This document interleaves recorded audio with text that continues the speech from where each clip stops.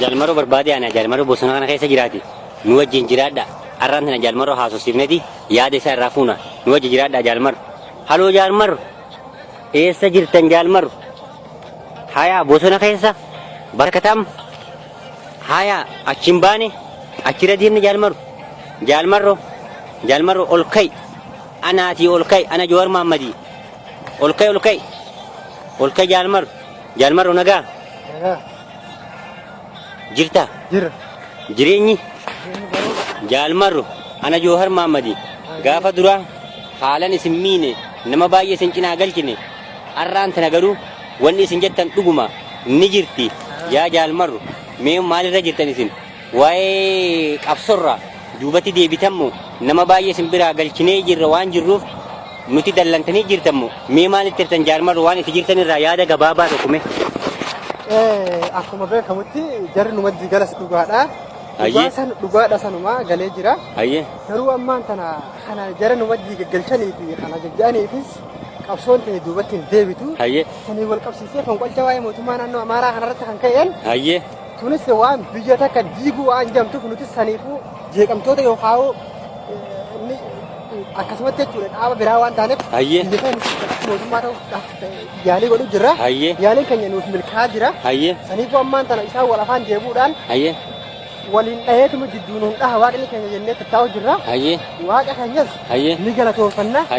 Waaqni gurraacha garaa garbaatinni tokkicha maqaa dhibbaati. Isa waaqa keenya isaa dhuma kadhannaa. Saniifuu mee jalmaro erga fonqolcha mootummaa naannoo Amaaraa irratti gaggeeffamee jarri wal afaan deebi'e kana gammachuu isinitti dhagame moo wanni isin xiinxaltanii akka mee yaalii godhaa jirtan wanni isinitti dhagame maali? Sanirratti wanni nutti dhagahame. Nutis akkanumatti waan jijjiirruuf bakka takkattis gaddaan dhagame bakka takkattis ammoo garuu haga jeneraalonni dhumate sanii fi bakka sanatti dhugaadhaa gammachuun nutti dhagame jeneraalonni sun dhumachuudha. Maaliif jennaan isaan warri raayyaa biyyaati fi federaala nurratti bobbaasee gaara keessaa jaallan keenya nu wajjii guuraa turan Jawaar Mahammadii fi Bayyanaa Sanbatootii fi Baqqalaa Garbaatii wajjii warri guuraa ture isaanii waan ta'eef achitti bakka sanatti haalaan gammanne. Gammachuu sanirraa kan ka'e ammaan sana garuu mootummaa kana akka malee godhuudhaan hayyoota Amaaraa keenyaa nu jalaa fixuudhaan bakka sanatti nu gaddisiisanii jiranii gadda isaanitti dhagame saniin wajjii gadduu hiyyaa ittiin nin gaddaanis wajjii.